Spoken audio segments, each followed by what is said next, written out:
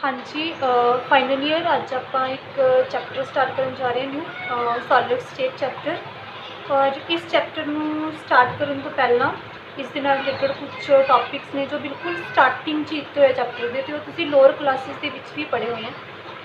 Crystalline solid किस नूं बोलते हैं, अमॉर्फस सॉलिड किस नूं बोलते हैं, उन्होंं दोनों च डिफरेंस, उन्हों दी प्रॉपर्टीज़ और क्रिस्टलाइन सॉलिड्स के डिफरेंट टाइप्स आयनिक, मॉलिक्यूलर, कोवलेंट, मैटैलिक, ये सारा कुछ तुसीं लोअर क्लास में पढ़िया हो। आई थिंक तुसीं BSc first year second year भी शायद कितने पढ़िया हो। सो आपां नूं ये टॉपिक तुहानूं आंदा तुसीं कर सकते हो। तो आपां स्टार्ट करन जा रहे हैं हुण क्रिस्टैलोग्राफी। क्रिस्टल्स मेनली क्रिस्टैलोग्राफी किस चीज़ में बोलते हैं, क्रिस्टल की फुली स्टडी करना, इन डेप्थ स्टडी करना क्रिस्टल्स की ज्योमैट्री कि क्रिस्टल कितना है, वो ऑक्टाहेड्रल है, वो मोनोक्लिनिक है, वो क्यूबिक फॉर्म च दिख रहा, ऑर्थोरहोम्बिक है, किस तरह की उसकी ज्योमैट्री है। और अगर वो ज्योमैट्री है तो उसकी प्रॉपर्टीज़ कि ने, उन्होंने एंगल कितना है, उन्होंने लेंथ कितनी है, वो कितने कोई होर प्लेन तो नहीं उसके इंटरसैक्ट कर रहा, उसकी फुली स्ट्रक्चर वो सेंटर्ड है, FCC है, BCC है, जो भी चीज़ आप ऑलरेडी पढ़ चुके हैं। आप ये कह सकते हैं कि क्रिस्टैलोग्राफी क्रिस्टल की फुली स्टडी करना, इन डेप्थ स्टडी करने को बोलते हैं। और किसी भी सॉलिड का क्रिस्टल होना, किसी भी चीज़ का क्रिस्टल होने के लिए 3 लॉज में फॉलो करना वो बहुत जरूरी होंगे। और वो तीनों लॉज कि ने बच्चे the law of constituency of interfacial angles, law of rationality of indices, law of symmetry. ये तीनों लॉज बहुत इंपॉर्टेंट है और तीनों ही फुलफिल होने चाहिए अगर कोई भी चीज़ क्रिस्टल है तो, ठीक है। और आप 1 बाय 1 करके सारे ही चैप्टर जिसमें स्टडी करना है।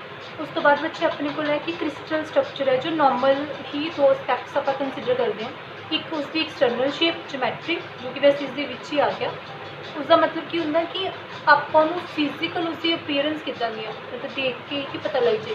तो को 3 क्यूब पे, 3 मतलब 3 सॉलिड पे ने, तुम शेप देख के भी स्क्वेयर है, क्यूब देख के किस तरह का है, शेप देख के आप दस सकते, फिजिकल अपीयरेंस देख के दस सकते। सिमिलरली आप क्रिस्टल की भी ज्योमैट्री दस सकते हैं कि ऑक्टाहेड्रल है, रोम्बिक है, मोनोक्लिनिक है, किस तरह का, उसमें आप क्रिस्टल हैबिट बोलते हैं।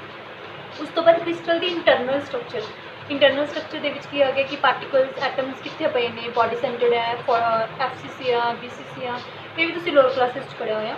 तो आप ये हर चीज़ में स्टडी करना, ये लॉ ही स्टडी करने आ, फिर उन्होंने एक्सटर्नल इंटरनल स्ट्रक्चर से कितना इंपैक्ट पैंदा हर चीज़ का वो आप स्टडी करना। उस तो बाद अपने को टर्म आंदा ही है क्रिस्टैलोग्राफी एक्सप्लेन करने के लिए अपने को कुछ टर्म्स आंदियां ने जो कि बहुत इंपॉर्टेंट है, पहला डिस्कस करनी है। तो ऑलरेडी आंदियां भी है। तो सब तो पहला फेस, जो भी आप किसी भी क्रिस्टल में ड्रॉ करते हैं, तुहानू पता है कि इस तरीके मैंने एक क्यूब बना लिया और इस क्यूब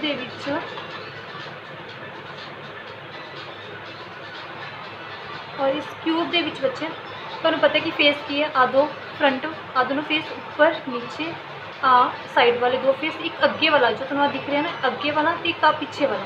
तुहाडे कोल किन्ने ने 6 फेसिस ने, तुहानू पता है कि किसी भी क्यूब के 6 फेसिस। और बच्चे आपने, हाँ जी बच्चे, तो आपने हुण देखा कि अपने को 6 फेसिस ने, किसी भी क्रिस्टल किन्ने फेसिस ने तुहाडे कोल सामने है, क्यूब के 6 फेसिस ने। कॉर्नर्स तुहानू पता है कि 1 2 3 4 5 6 7 8 के कॉर्नर्स भी तुहानू पता नहीं कि 8 कॉर्नर्स ने। और एजेस भी तुहानू पता नहीं कि 12 ने। देखो, 1 edge, 2nd edge, 3rd edge, 4th edge, 5th, 6th, 7th, 8th, 9th, 10th, 11th and 12th। तो एज किन्ने ने 12 एज बच्चे, ठीक है। Cube which 12 edge, 8 corner, 6 face, ठीक है। और एक सेंटर खुद सेंटर, ठीक है। ये तो ऑलरेडी पता है। और एक होंगे फॉर्म, एक वर्ड लिखा होंगे फॉर्म। फॉर्म किस चीज़ में बोलते हैं कि ऑपोजिट फेसिस जो बिल्कुल सेम ने, ऊपर वाला फेस तो नीचे वाला, एक फॉर्म, सामने वाले फेस बिल्कुल सेम नहीं, एक फॉर्म ही है, अगे वाला पीछे वाला सेम है तो एक फॉर्म ही, ठीक है। ऑपोजिट फेसिस आप बोल सकते हैं, उन्होंने आप कह दें फॉर्म जो कि सिमिलर होंगे हैं स्ट्रक्चर के। उस तो बाद बच्चे आप जो आप डिस्कस करना है जोन आप अगे पढ़ांगे। क्रिस्टल हैबिट तुहानू पता है कि एक्सटर्नल स्ट्रक्चर में बोलते हैं। और इंटरफेशियल एंगल्स जो है, इंटरफेशियल एंगल तुहानू पता है कि 2 फेसिस के बीच वाला एंगल है ना, उन्हें इंटरफेशियल एंगल्स बोलते हैं। तो हूँ अपने करना है बिल्कुल फर्स्ट लॉ स्टडी करना है जो कि अपना है law of constituency of interfacial angles. सब तो पहला अपन इसमें डिस्कस करना है। इस दे विचों की बोलते हैं, इस दे विचों कहते हैं कि इसमें एक स्टैनोज लॉ भी बोलते हैं, इस लॉ ਨੂੰ स्टैनोज लॉ भी बोलते हैं। इस लॉ ਦੇ ਵਿੱਚ ਇਹ ਕਹਿ ਰਹੇ ਨੇ कि अगर ਤੁਹਾਡੇ ਕੋਲ कोई क्रिस्टल है, ਤੁਹਾਡੇ ਕੋਲ कोई क्रिस्टल है, सपोज कोई सबसटांस है, समझ लो क्रिस्टल नहीं है, पहला सबसटांस लै लो, कोई सबसटांस है, तुसीं उसनूं कूल करना स्टार्ट करता, तुहानूं पता कि लिक्विड है मतलब जो सोल्यूशन है, उसनूं कूल करी जाओ टैंपरेचर बहुत डिक्रीज कर दो, एक लैवल तो सॉलिड बन जाएगा ना। अगर तुसीं उसी रैपिड कूलिंग करते हो तो एटम्स नूं प्रॉपर टाइम नहीं मिलता अपने आप को अरेंज करने का, जिस नाल कि जो क्रिस्टल्स बन जो सही नहीं बनणगे तो बहुत स्मॉल साइज़ के बनणगे, ठीक है। अगर तुसीं उसनूं प्रॉपर स्लोली प्रोसैस करते हो, उसनूं स्लो कूल करते हो तो एटम्स बहुत अच्छे तरीके नाल अरेंज होंगे, तो उनका साइज़ भी बहुत बड़ा होगा, ठीक है। तो वो कहते हैं एक तो हो गया रैपिड कूलिंग, ये सारा कंसैप्ट हो गया। एक चीज़ होंगी बच्चे कि जो आपां क्रिस्टल बनाने आपां तो बनाने टाइम वो कंडीशनस से डिपेंड करता है कि कंडीशन किस तरह के प्रोवाइड करते हैं, मतलब मोड ऑफ प्रैपरेशन भी बोल सकते हैं।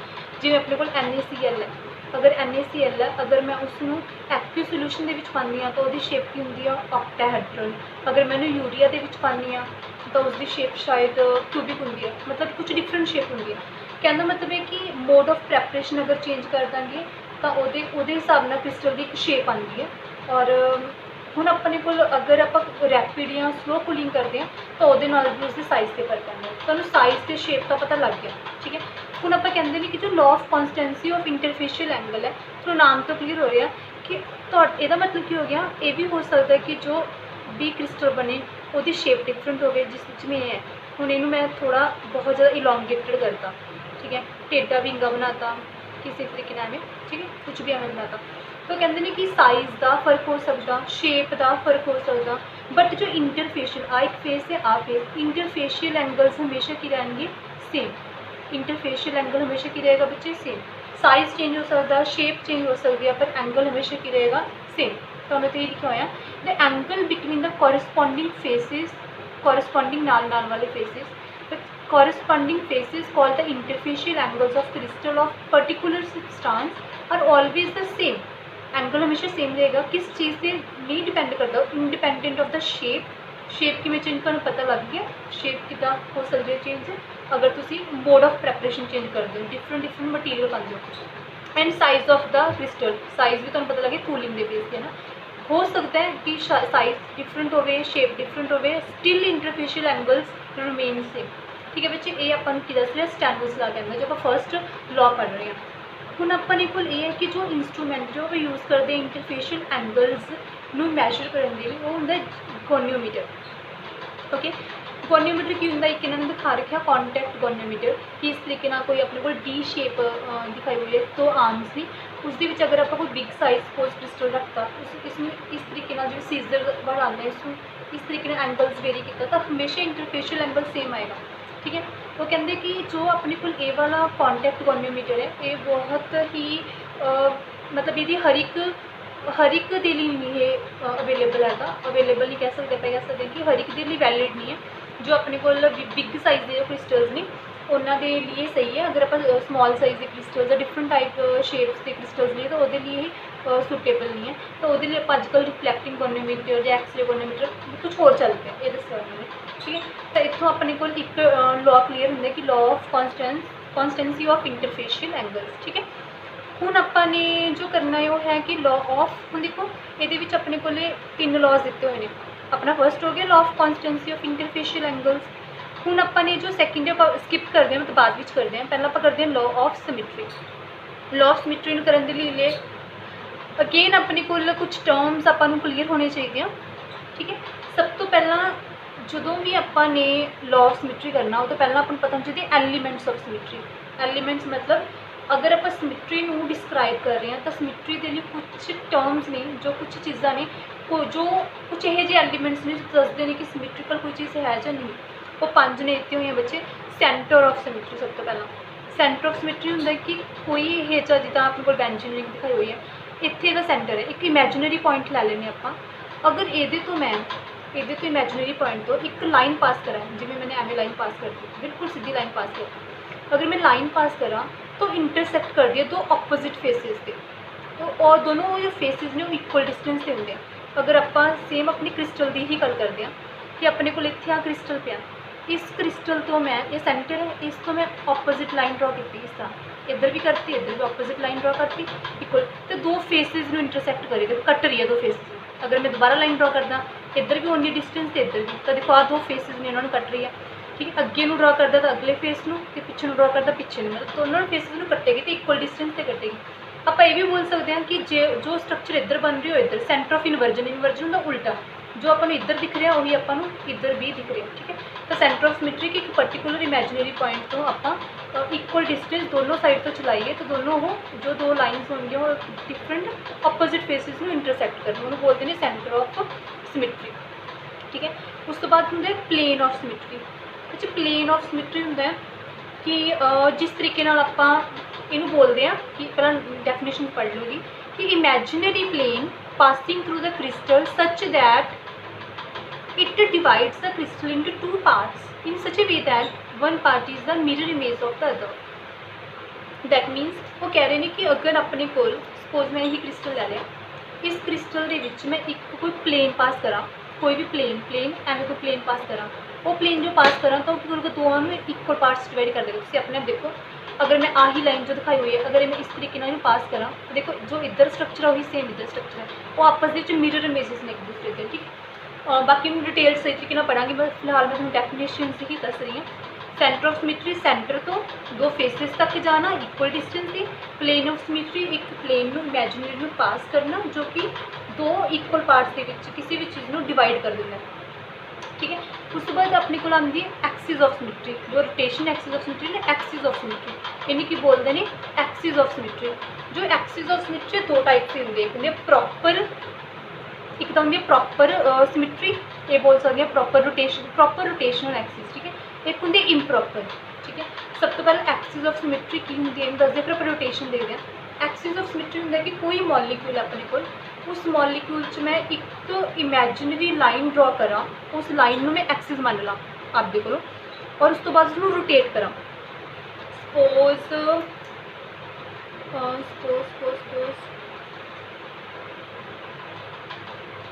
हाँ जी बच्चे, जिदा अपने को अपने वाटर की स्ट्रक्चर लै ली, इतने ओ है, इतने साइड तो मैं एच एच है।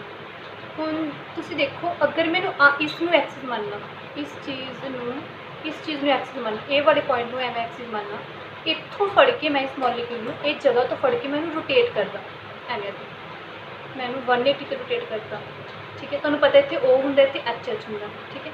मैंने रोटेट करता, और रोटेट तो बाद मैंने एक स्ट्रक्चर मिल गई, ठीक है।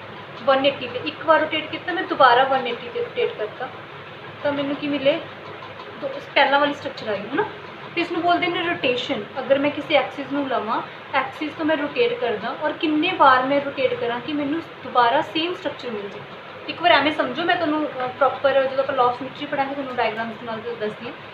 तो अपने को की हो गया, जो एक्सिस ऑफ सिमेट्री हो गया, वो की हो गया रोटेशन, कि कोई पर्टिकुलर एक एक्सिस बननी है जो कि रोटेट कर दी है 360 डिग्री के एंगल पर, 360 पूरी एक रेवोल्यूशन दिखानी है, वो देखना कि अपने को किहड़े स्ट्रक्चर बनते हैं, ठीक है। एक होंगे अपने को rotation plus reflection, rotation plus inversion, ये अपने को दो चीज़ां आ जांदियां ने, रोटेशन भी प्लस प्लेन ऑफ सिमेट्री भी, रोटेशन भी plus plane of symmetry, rotation plus reflection, rotation plus inversion which rotation plus centre of symmetry, ठीक है। तो ये अपने को जो चीज़ा ने इन्हों भी, ये मैं तुहानूं सारा कुछ दोबारा एक्सप्लेन कर दी हाँ, जस्ट एक डेफिनेशन दसिया ने, उस तो बाद आप दोबारा स्ट्रक्चर्स के बेस पर करते हैं, ये समझाते हो तो मैं सारा कुछ दोबारा रिपीट कर दी हाँ। इत्थे आ गया अपने को बच्चे लॉ ऑफ सिमेट्री। हुण आपां देखने कि लॉ ऑफ सिमेट्री के जो आप हुणी एलीमेंट्स पढ़े ने, जो भी एलीमेंट्स ऑफ सिमेट्री ने, वो सारे हर एक क्रिस्टल को फॉलो करने चाहिए ने। सब आपां देखते हैं अपने को बहुत सारे टाइप्स के क्रिस्टल्स होंगे ने, ऑर्थोरोम्बिक ना ऑक्टाहेड्रल, बट आप स्टडी करने क्यूबिक, आप क्यूबिक लै रहे हैं, आप क्यूबिक क्रिस्टल के देखते हैं किस टाइप के सिमेट्री एलीमेंट्स होंगे ने, जो उपर वाले एलीमेंट्स ने वो किन्ने होंगे ने ते किस टाइप के होंगे ने। आपको पता 23 होंगे ने, आप देखना कि 23 किमें है, ठीक है। आ सारियां जो पिछे आप डेफिनेशन पढ़ी उन्हें दोबारा रिपीट करते हैं, और स्ट्रक्चर्स के नाल आप एक्सप्लेन करते हैं, ठीक है। हाँ जी बच्चे, तो सब तो पहला आप ये देखना कि जो लॉ ऑफ सिमेट्री है, जो अपने को लॉ ऑफ सिमेट्री है, इस तीन टाइप्स कंसीडर करनी आप, उस तीन टाइप्स के आप सिमेट्री एलीमेंट्स फाइंड आउट करेंगे। एक होंगे प्लेन ऑफ सिमेट्री,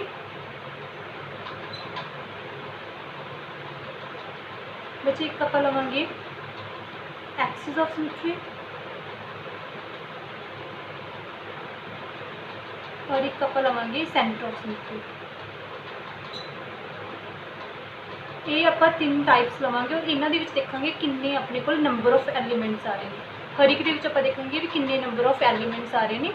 ठीक है, तो सब तो पहले आप डिस्कस करते हैं प्लेन ऑफ सिमेट्री। ठीक है, प्लेन ऑफ सिमेट्री के तुहानूं मैं दस्सिया कि आप कोई क्यूब लैंने उसदे विच एक इमेजिनरी प्लेन ड्रॉ करते हैं जो कि उन्होंने मिरर इमेजेस शो करता। देखो हुण तुसीं देखो कि आपने अपने को फेस किन्ने हुंदे ने 6, 1 2 3 4 5वां बाहर 6वां पिछे अपने को किन्ने फेसिस ने 6 फेसिस। सब तो पहला आप दो फेसिस के विचों क्रॉस करता हुआ एक प्लेन ले लिया। देखो दो आ ऊपर वाला तो नीचे वाला दो फेसिस में क्रॉस करता अपने एक की ले लिया प्लेन ले लिया। बच्चे ए वाला प्लेन तुहानूं देख के पता लग रहा है कि इस और इस साइड में की कर रहे हैं बिल्कुल इक्वल पार्ट्स के डिवाइड कर रहे हैं। मिरर इमेजेस ने ये दोनों बिल्कुल सेम ने मिरर इमेजेस ने जी। जो प्लेन आप इस तरीके कोई क्यूब एवें पिया वो एवें आपने की करता प्लेन पास किया जो कि कट रहे दो फेसिस आप यूज़ किए ऊपर तो नीचे वाला तो अपन एक प्लेन मिल गया जो कि कर रहे इसकी मिरर इमेज शो कर रहे हैं। और बच्चे फेस रिक्टेंगल शेप था ना तेन की बोलेंगे रिक्टेंगुलर प्लेन ऑफ सिमेट्री बोलते हैं रिक्टेंगुलर प्लेन ऑफ सिमेट्री।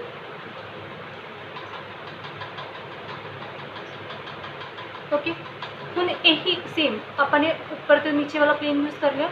हुण आप यूज़ कर रहे हैं सेम इस साइड वाले दोनों लैफ्ट तो राइट साइड वाले जो प्लेन यूज़ कर रहे हैं। अगेन मैं इतने दो फेसिस में यूज़ किया तो एवें मैंने एक प्लेन किया इस तरीके मेरे को पई है स्ट्रक्चर में एवें प्लेन यूज़ किया। ठीक है, तो वह भी अगेन की कर रहा है इक्वल पार्ट्स के डिवाइड कर रहे हैं। अगेन मैंने दो फेस यूज़ किए इतने मैंने दो फेस यूज़ किए ऊपर तो नीचे वाला जितों अपन एक प्लेन मिल गया जो कि इक्वल पार्ट्स डिवाइड कर रहे थे। इतने भी मैंने दो फेस यूज़ किए तो अपन एक की मिल गया रिक्टेंगुलर एक प्लेन मिल गया। मैं वन प्लेन लिख रही तुहानूं पता है कि रिक्टेंगुलर प्लेन ऑफ सिमेट्री होने। हुण अपने को रह गया ऊपर तो नीचे वाला पर अगे तो सॉरी अगे तो पिछे वाला अगे वाला प्लस पिछे वाला। इन तुसीं एवें समझ लो कि जिवें मेरे को बुक है बुक दे इस तरह इनू बचा लो आई कटना आ ऊपर तो नीचे इनू बचा लो आई कटना।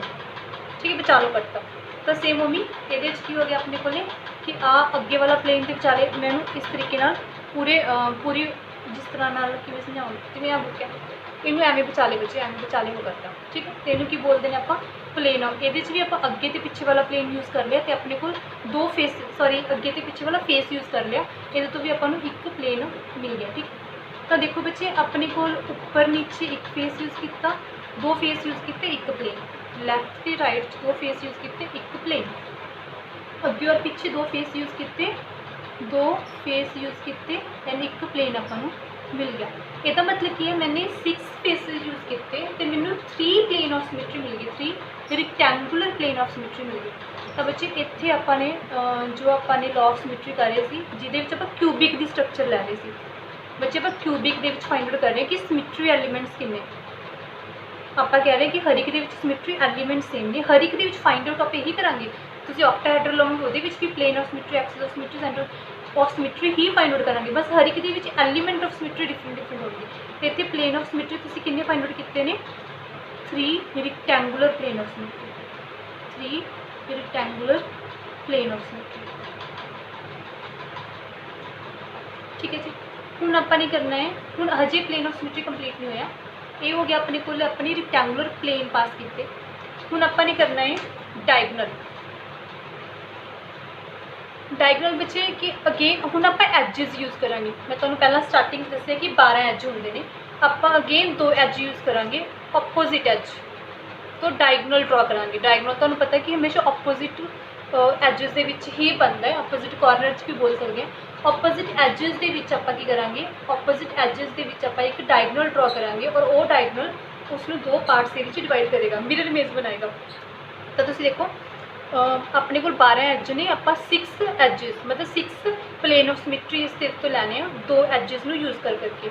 तो सब तो पहला ने आप एज यूज़ किए हैं अपने को एज यूज़ किए आपने आवला DC एंड अपने को है बच्चे BG ये आपने एक प्लेन यूज़ कर लिया और इसमें सारे मैं कवर करता ये इन्ना प्लेन इन्ना मैं कट लिया आई समझ लो कि ये वाला प्लेन जो मैं देखो ये अगे वाला है ये बिल्कुल अगे वाला इसके अगे देखो अगर मैं ये एज लवां ये सामने वाला एज कि अपने को आह तुम देख के पता लग रहा है कि डी ई के सामने वाला एज अपने को सी एच बच्चे आप सामने वाला नहीं लै रहे आप ਇਹਦਾ ऑपोजिट लै रहे हैं तो ਇਹਦਾ ऑपोजिट ਇਹਦਾ ऑपोजिट ਕਿਹੜਾ होगा पिछले वाला है ना तो आ वाला फ्रंट पेज है ਇਹਦਾ पिछले वाला पासा ਕਿਹੜਾ है आ वाला A F B G sorry तो डी सी के ऑपोजिट वाला किहड़ा है डी ई दे बी जी वाला जिवें मैं तुहानूं कहां कि ये ऑपोजिट किहड़ा है ये ऑपोजिट आ अगे वाला ठीक है ना तो आप ऑपोजिट एज लै ले वो ऑपोजिट एजिस तो अपने डायगनल ड्रॉ करता ये डायगनल की कर रहे हैं बिल्कुल प्लेन च कट कर रहे हैं ठीक है तो अपने बच्चे दो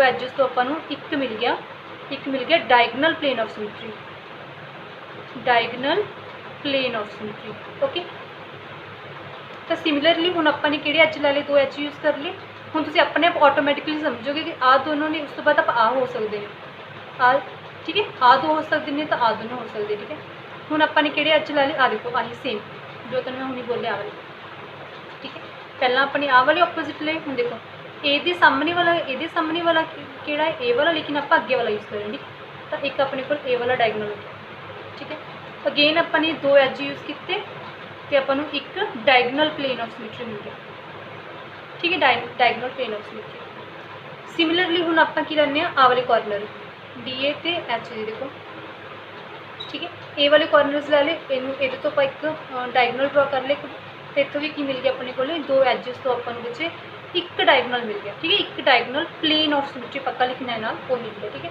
हम सिमिलरली अगर अपने को आ वाले अपने एज चूज़ किए फिर आप आ भी कर सकते हैं बिल्कुल है ना ए वाले भी कर सकते हैं तो देखो ये ही किए होने आ दोनों जोड़े ने ए वाले ये तो आप एक लाइन ड्रॉ करा तो देखो अपने को आ डायगनल मिल गया ये भी अपन इक्वल पार्ट्स के ही डिवाइड करूँगा इसमें क्रिस्टल में ठीक है तो अपने को आ गया अपने को सामने वाले भी दोनों आप यूज़ कर ले दो डायगनल चार डायगनल्स हो गए सॉरी चार एजिस हो गए इतों भी दो एजिस ये चार एजिस ये हो गए ठीक है हुण अपने को किहड़े पोर्शन रह गए अगे पिछे वाला उपर वाला आ वाला डायगनल ये उपर देखो ये नाल वाला कि ये अगे वाला वाला ठीक है आ वाला तो आ वाला ये वाला सारा अपने को दो एज हो गए दो एजिस तो अपन मिल गया एक डायगनल प्लेन ऑफ सिमेट्री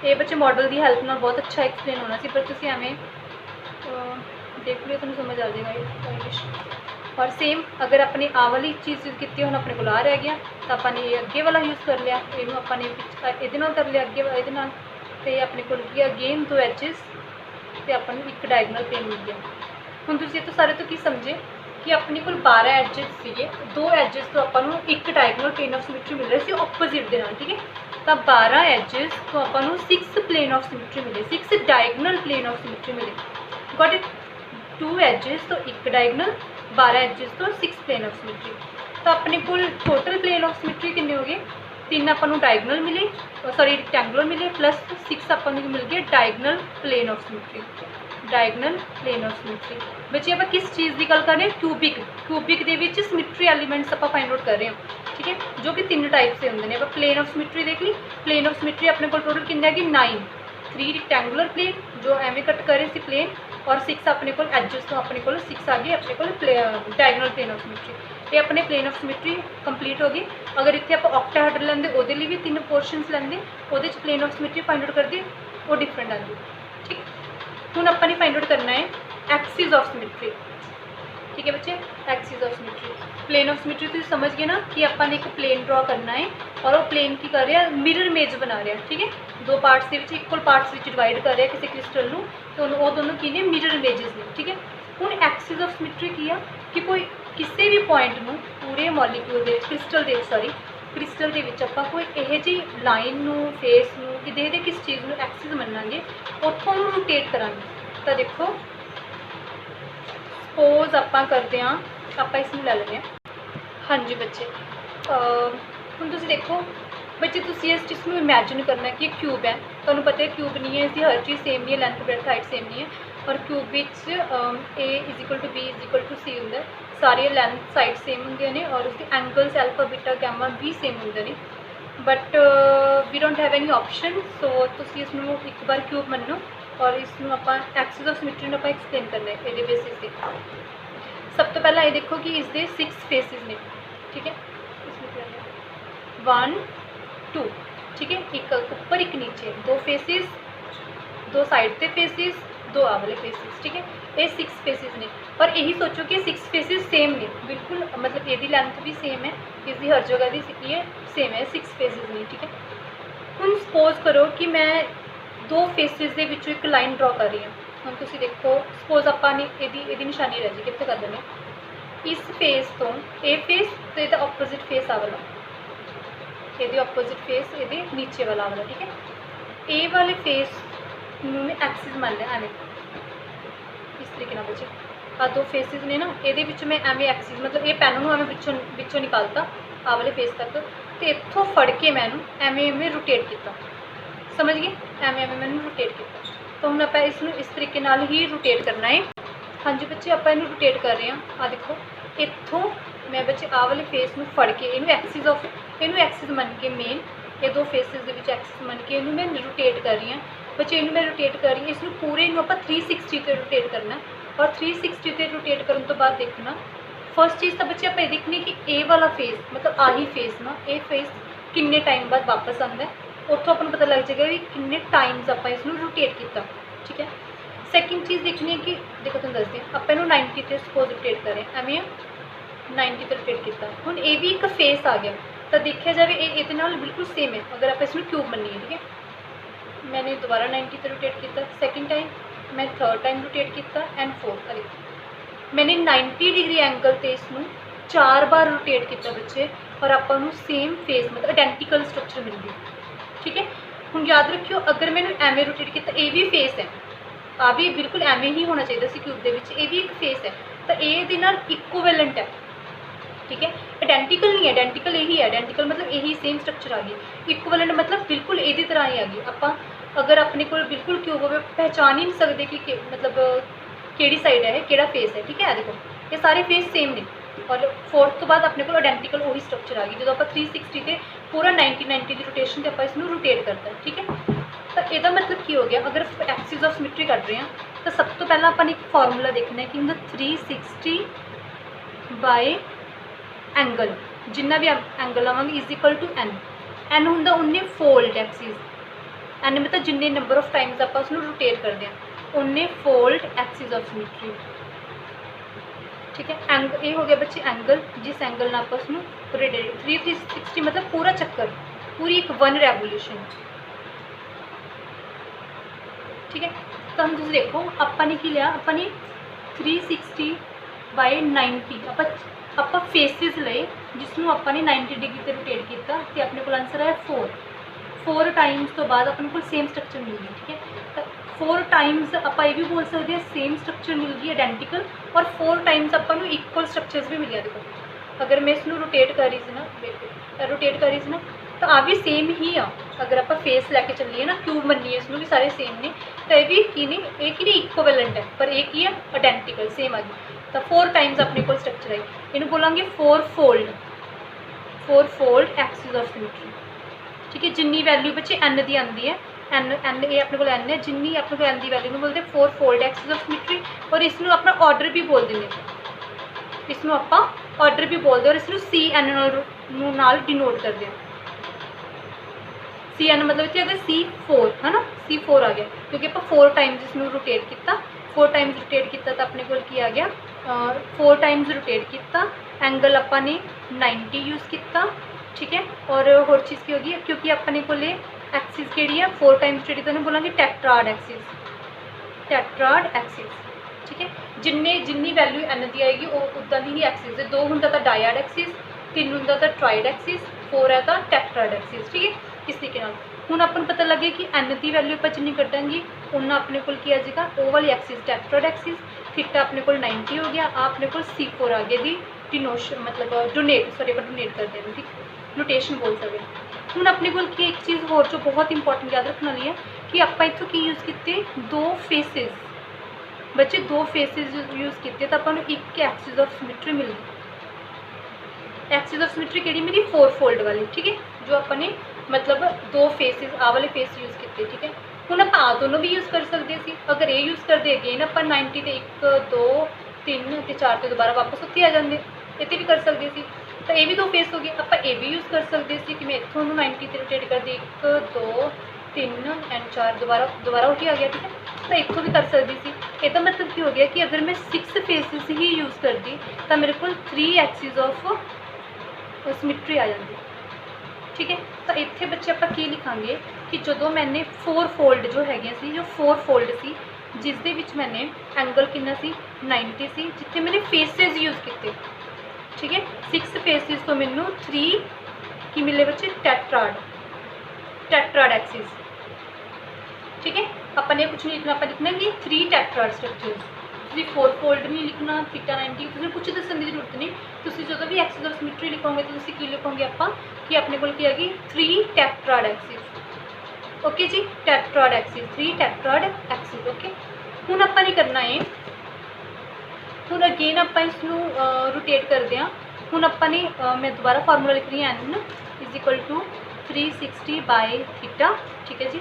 ਹੁਣ ਆਪਾਂ ने इनू करना है कि सपोज मैं इसनू रोटेट कर रही हाँ 120 डिग्री एंगल पे, तो इसका आंसर कितना आ गया अपने को 3। तो ये क्या आ गई 3 फोल्ड एक्सिस, क्या आ गई बच्चे 3 फोल्ड एक्सिस ऑफ रोटेशन,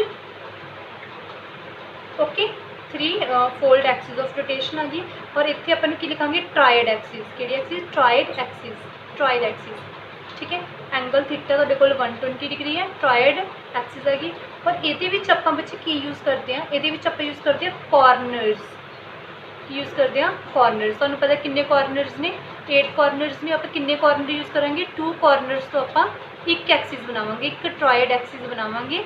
और आपको पता कि अपने कोल किन्ने कॉर्नर्स ने 8 कॉर्नर्स ने, तो अपने को कितनी आएंगे 4 ट्राइड एक्सिस आएंगे, ठीक है। तो आप हम यही बनाने हैं। देखो